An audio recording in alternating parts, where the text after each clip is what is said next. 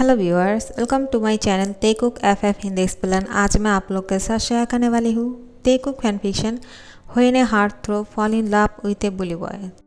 तो चलिए इस कहानी को शुरू करती हूँ। 5 साल बाद ये सब लोग बिजनेसमैन बन गए हैं। कॉलेज ख़त्म होने के बाद जिसको जो प्रोफेशन में जाना था उसने वो बिजनेस शुरू कर दिया है। यूंगी डॉक्टर बन गए हैं। जिमिन भी डॉक्टर बन गए हैं। उन दोनों ने ही डॉक्टर बनना पसंद किया क्योंकि इन दोनों को डॉक्टर बनना था। और आरिम और जिन वो दोनों अब बहुत बड़ा इंजीनियर है। और हमारा जॉनकुक और त्यांग दोनों ही बहुत बड़े बिजनेसमैन बन गए हैं। अब इन दोनों के पास ज़्यादा टाइम तो नहीं रहते हैं, लेकिन इन दोनों ने ऑफिस में ही रोमांस करना शुरू कर दिया है क्योंकि घर जाने के बाद सिर्फ रात को ही टाइम मिलते हैं और पूरा दिन ऑफिस में टाइम देना पड़ता है। तो जॉनकुक जब भी मीटिंग होते हैं उस टाइम पे भी रोमांस करना नहीं छोड़ते हैं। टेबल के नीचे से त्यांग के पैरों पे कभी स्लाइड करते हैं और कभी त्यांग जॉनकुक के पैरों में अपने पैरों से बहुत ही हॉट तरीके से टच करते हैं, जिससे एक दूसरे की हालत ख़राब हो जाते हैं। जितनी देर तक मीटिंग चलते हैं तब तक तो इन दोनों की हालत बहुत ज़्यादा ख़राब हो जाते हैं, लेकिन मीटिंग ख़त्म होने के बाद ये दोनों शुरू हो जाते हैं।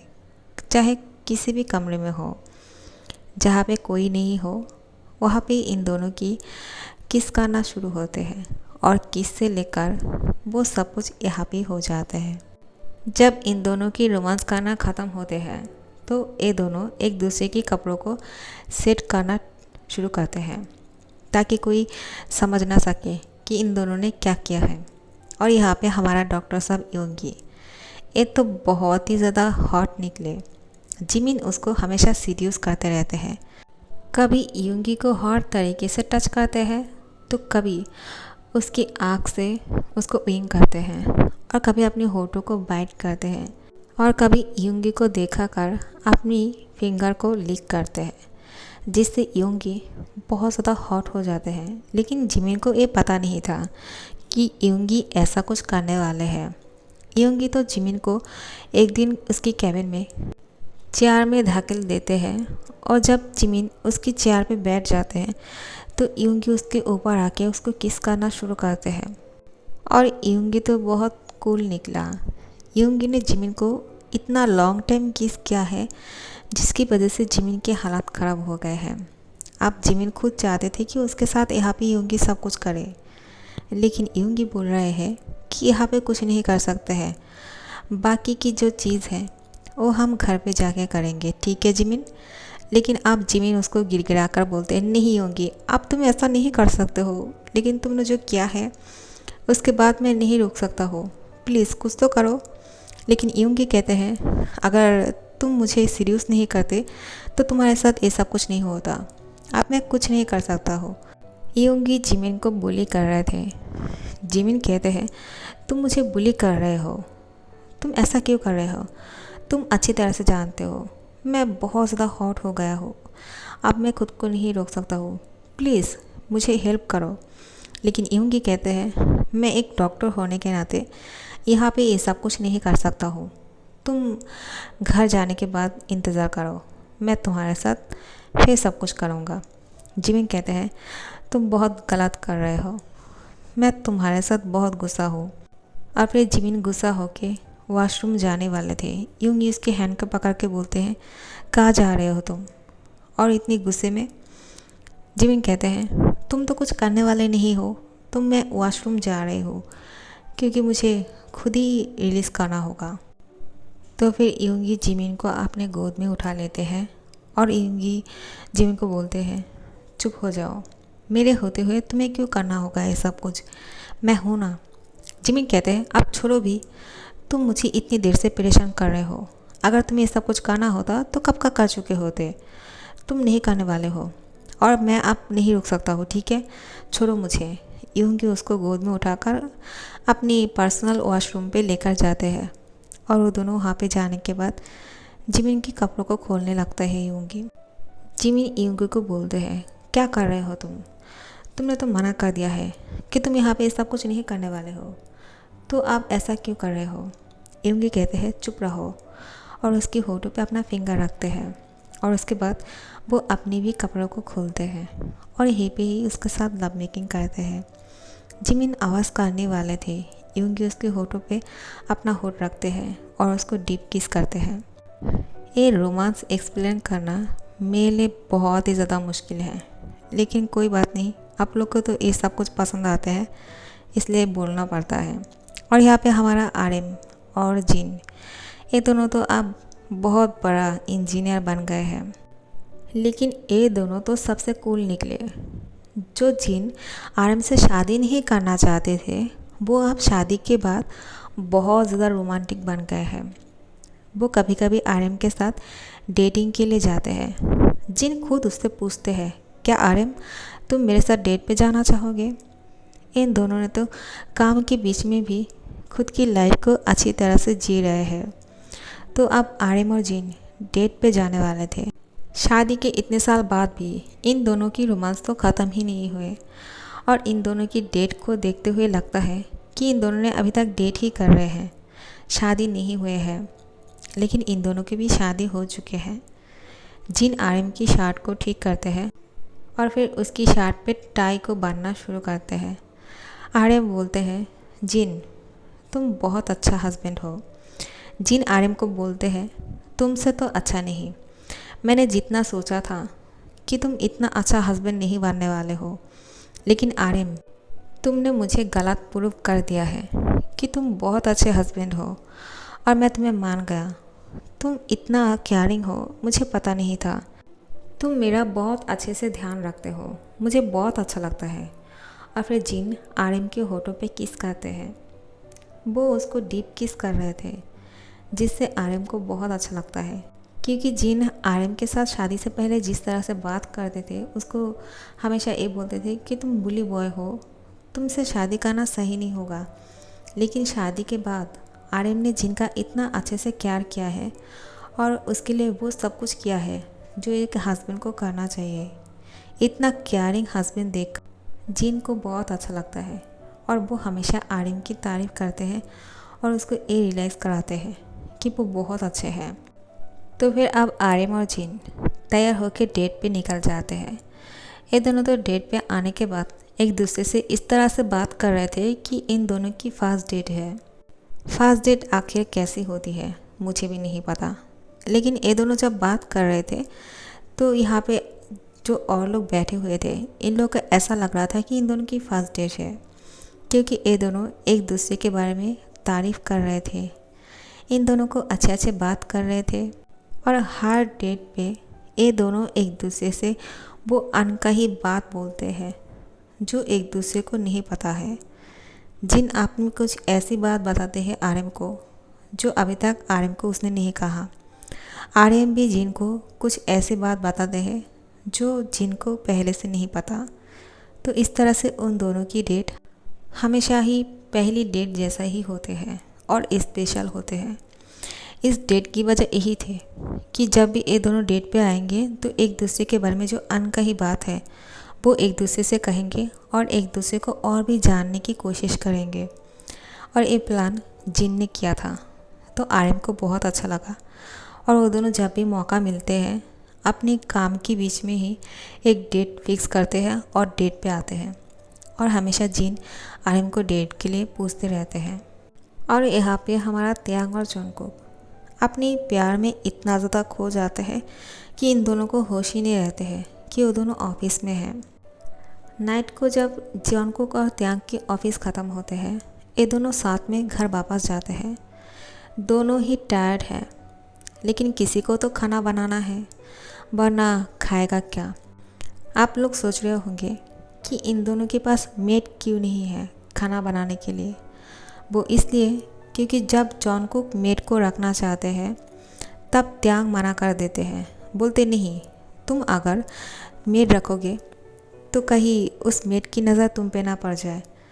लेकिन जब त्यांग मेड को रखने के बारे में बोलते हैं तो जंगकुक सब मना कर देते हैं कि नहीं, मेरी ब्यूटीफुल हस्बैंड पे किसी का नज़र ना पड़े, और उसकी बुरी नज़र मुझे पसंद नहीं है कि कोई तुम्हें बुरी नज़र से देखे। त्यांग कहते हैं तुम्हें हमेशा ऐसा क्यों लगता है कि मुझे कोई बुरी नज़र से ही देखने वाले हैं। तो जॉनकुक बोलते हैं तुम इतना ब्यूटीफुल और हैंडसम हो, तुम्हें तो कोई भी बुरी नज़र ही देंगे, तुम्हारे साथ वो सब कुछ करना चाहेंगे। मैं 1000% श्योर हूँ कि तुम्हें अगर कोई भी देखेगा ना तो वो सब कुछ करना चाहेगा। त्यांग और जॉनकुक के इसी सोच की वजह से कोई मेड नहीं रखते हैं और इसलिए जब ऑफिस से वापस आते हैं तो इन दोनों आखिर बाहर से खाना ऑर्डर करते हैं या फिर खुद ही बना लेते हैं। कभी जॉनकुक खाना बनाते हैं, त्यांग उसकी मदद करते हैं, तो कभी त्यांग खाना बनाते हैं, जॉनकुक उसकी मदद करते हैं। ऐसे ही इन दोनों की लाइफ बहुत ही एंजॉय तरीके से बीत रहे थे। इन दोनों को कोई शिकायत नहीं है कि ऑफिस से वापस आने के बाद टायर्ड लग रहे हैं, खाना नहीं बनाने वाले हैं। जब ये दोनों बहुत ज़्यादा टायर्ड हो जाते हैं तो पिज़्ज़ा मंगवाते हैं या फिर सैंडविच, बर्गर या फिर रामेन या फिर चिकन फ्राई, कुछ भी इन दोनों को चल जाएगा। लेकिन एक दिन भी ये दोनों खुद से अलग नहीं रहते हैं, चाहे कितना भी टायर्ड हो। इन दोनों की रोमांस तो चलते रहते हैं। आज भी कुछ अलग नहीं है। त्यांग और जॉनकुक घर वापस आ गए थे। त्यांग खाना बनाने के लिए किचन में जाते हैं, लेकिन जॉनकुक उसको पीछे से पकड़ लेते हैं। त्यांग कहते हैं क्या कर रहे हो, मैं खाना बना रहा हूँ, तुम्हें भूख नहीं लगी है क्या। जॉनकुक कहते हैं मुझे भूख तो लगी है, बहुत ज़्यादा भूख लगी है। तो त्यांग कहते हैं तुम 5 मिनट रुको, मैं तुम्हारे लिए कुछ बना कर लाता हूँ। लेकिन जॉनकुक बोलते हैं मुझे कुछ और खाने का मन है। त्यांग उसकी नॉटी फेस को देखकर समझ जाते हैं। जॉनकुक त्यांग को अपनी गोद में उठा लेते हैं। त्यांग भी अपनी दोनों पैरों से जॉनकुक की कमर को कस के पकड़ लेते हैं। जॉनकुक त्यांग को बहुत डीप किस करते हैं, उसकी माउथ पे अपनी टंग से सक करते हैं, जिससे त्यांग बहुत ज़्यादा हॉट फील कर रहा था। जॉनकुक और त्यांग इस तरह से किस करते करते बेडरूम तक पहुंच जाते हैं और वहाँ पे जाने के बाद जॉनकुक त्यांग को बेड पर सुला देते हैं और उसके ऊपर आ जाते हैं। उसकी दोनों पैरों को अपने दोनों पैरों से वो बहुत ही हॉट तरीके से टच कर रहे थे और फिर त्यांग की दोनों हाथों को बेड के साथ जॉनकुक कस के पकड़ लेते हैं और उसकी होठों पे अपने होठों से बहुत ही ज़्यादा डीप किस करते हैं। ऐसे ही करते करते जॉनकुक त्यांग के साथ धीरे धीरे से इंटीमेट हो जाते हैं। तो फिर जब ये दोनों यहाँ पे ये सब कुछ कर रहे थे, किचन में खाना जल रहे थे। अचानक इन दोनों को जला हुआ खाने की बदबू आते हैं, जिससे जॉनकुक और त्यांग बोलते हैं ओ माय गॉड, क्या किचन में खाना तो नहीं जल रहा है ना। तो त्यांग कहते हैं हाँ, मैंने वो चूल्हे पे चिकन फ्राई करने के लिए छोड़ दिया था। तो जॉनकुक कहते हैं तुमने ध्यान क्यों नहीं दिया और तुमने बताया क्यों नहीं कि चूल्हे पे तुमने चिकन फ्राई करने के लिए रख दिया है। तो त्यांग कहते हैं तुमने मुझे मौका कब दिया है। जॉनकुक बोलते हैं मुझे दोष मत दो, क्योंकि मैंने कुछ नहीं किया है, मैंने तो सिर्फ कहा है कि मुझे कुछ और खाना है। तो त्यांग कहते हैं तो मैं भी तो वो ही कर रहा था। तो जॉनकुक बोलते हैं अब सारी गलती मेरी ही है क्या। त्यांग बोलते हैं तुमसे अब बहस करने की टाइम नहीं है, चलो हटो मेरे सामने से और मुझे जाने दो। और यहाँ पे जेहोब और ओयन की शादी हो गए हैं। अब जेहोब बहुत बड़ा बिजनेसमैन बन गए हैं, उसकी फादर की बिजनेस को उसने टेक ओवर कर लिया है। जेहोब अब CEO है और अब वो घर वापस आ गए हैं ऑफिस से। ओयन किचन में काम कर रहे थे, खाना बना रहे थे। तो जेहोब आके ओयन को बुलाना शुरू करते हैं, ओयन कहाँ हो तुम, मैं तुम्हें बहुत मिस किया है, जल्दी से मेरे पास आ जाओ। ओयन बोलते हैं हस्बैंड मैं किचन में हूँ, क्या थोड़ी देर बाद आ सकते हैं क्योंकि खाना जल जाएगा। जेहोब बहुत ज़्यादा गुस्सा हो जाते हैं, क्या मुझे इंतज़ार करना होगा, मुझे इंतज़ार करना पसंद नहीं। ओयन मैंने तुम्हें कितनी बार कहा है, मैं जब भी ऑफिस से घर वापस आता हूँ तुम दौड़ के मेरे पास आओगे और मुझे हक करोगे, लेकिन तुम हमेशा भूल क्यों जाते हो और मेरे घर वापस आने से पहले सारे काम पहले ख़त्म क्यों नहीं कर लेते हो। और मेड को क्या तुमने छुट्टी दे दिया है। वायन कहते हैं, उस मेड ने तो हद ही पार कर दिया है। उसने क्या किया तुम्हें पता है? तो जेहोब कहते हैं, क्या किया है उसने? वायन कहते हैं, उसने तुम्हारी पिक्चर को अपने पर्स में रखा था और जब मैंने ये देखा मुझे बहुत गुस्सा आया, इसलिए मैंने उसको फायर कर दिया है। जेहोब उसकी फेस को पकड़ते हैं और बोलते हैं, तुम्हें किसी और से जेलस फील करने की ज़रूरत क्या है? तुम खुद इतना प्रीटी और ब्यूटीफुल हो कि तुम्हारे सामने चाहे कोई भी आ जाए मुझे कोई फ़र्क नहीं पड़ता है। चाहे कोई मुझे पसंद करे या फिर प्यार करे, मैं तो सिर्फ तुमसे प्यार करता हूँ वायन। तुम्हारी जितना ब्यूटीफुल और प्रीटी मैंने किसी और को नहीं देखा है। और फिर वायन की फेस को पकड़ के उसको किस कर लेते हैं और फिर इन दोनों के बीच में भी एक हॉट किस होते हैं। लेकिन थोड़ी देर बाद यहाँ पे भी खाना जलने वाले थे। वायन जेहोब को अलग करते हैं और बोलते हैं, सॉरी हस्बैंड, दोबारा से ऐसी गलती नहीं होगी, लेकिन अब मुझे किचन में जाना होगा क्योंकि खाना जल रहा है। जेहोब बोलते, ठीक है, लेकिन थोड़ी देर बाद मैं ये सब कुछ नहीं सुनने वाला हूँ, समझे? वायन मुस्कुरा के कहते हैं, ठीक है, लेकिन उससे पहले डिनर तो कर लोगे ना? जेहोब बोलते हैं, हाँ ज़रूर। तो ऐसे ही सब की लाइफ बहुत ही खुशियों से गुजर रहे थे। लेकिन इन सब ने एक प्लान किया है कि बहुत दिनों से मिलना नहीं हुआ, तो सब लोग ग्रुप चैटिंग में मैसेज कर रहे थे, क्या हम कल शाम को मिले? तो सब लोग बोलते हैं डन, और टाइम निकल के सब दूसरे दिन शाम को मिलने के लिए आ जाते हैं। सब लोग ये आने के बाद एक दूसरे की गले लगते हैं। सब लोग बहुत ज़्यादा खुश हैं। शादी के बाद भी ये लोग अभी तक नहीं बदले हैं, वैसी दोस्ती इन सब के बीच में है। जब भी ये लोग मिलते हैं बहुत मस्ती करते हैं। और हमारा बुली गैंग अब दोबारा से इन चारों की बुली करने वाले हैं, यानी जिन, जिमिन, वायन और भी को। तो जॉन को भी को बोलते हैं, तुम कितना मोटे हो गए हो, तुम पहले जैसा हैंडसम नहीं रहे। त्यांग कहते हैं, क्या तुम सच कह रहे हो? तो जॉन को बोलते हैं, हाँ मैं सच बोल रहा हूँ, क्या मैंने सही नहीं कहा? तुम लोग को क्या लगता है? आरएम, जेहोब और शुगा बोलते हैं, हाँ जॉन को तू सही कह रहा है। और शुगा जिमिन को बोलते हैं, चिम्मी तुम बहुत ज़्यादा चबरी बबरी हो गए हो, तुम्हारी फेस पे बहुत ज़्यादा बटर लग रहे हैं, थोड़ा सा बटर को कमा सकते हो क्या? तुम इतना मोटा हो गए हो कि तुम पहले जैसा खूबसूरत और हैंडसम नहीं रहे। जेहोब वायन को कहते हैं, तुम भी पहले जैसा ब्यूटीफुल नहीं लग रहे हो और क्यूट तो बिल्कुल भी नहीं। वायन कहते हैं, कल रात को ही तो तुमने मेरी तारीफ़ किया था ना, तो आज ऐसा क्यों बोल रहे हो? जेहोब बोलते हैं, वो मैंने तुम्हें खुश करने के लिए कह दिया था, लेकिन तुम पहले जैसा ब्यूटीफुल नहीं रहे, शायद वो मेड तुमसे ज़्यादा अच्छा है। तो वायन गुस्सा हो जाते हैं और यहाँ पे आरएम जिन को कहते हैं, जिन तुम्हें नहीं लगता है तुम ओल्ड हो गए हो, तुम्हारी फेस पे डार्क सर्कल आ गए हैं? तो जिन कहते हैं, क्या सच बोल रहे हो तुम? जिन कहते हैं, ऐसा नहीं हो सकता है, मैं सबसे ज़्यादा हैंडसम हूँ, मेरे फेस पे डार्क सर्कल नहीं है, ठीक है? लेकिन आरएम उसको बोलते हैं, सब लोग बताते क्यों नहीं हो? मैं सही कह रहा हूँ ना? सब लोग बोलते हैं, हाँ तुम सही बोल रहे हो। आखिर में जब ये चारों गुस्सा हो जाते हैं, जॉन कुक, जेहोब, आरएम और शुगा मुस्कुराना शुरू करते हैं। तो ये लोग समझ जाते हैं कि इन लोगों को बुली कर रहे हैं।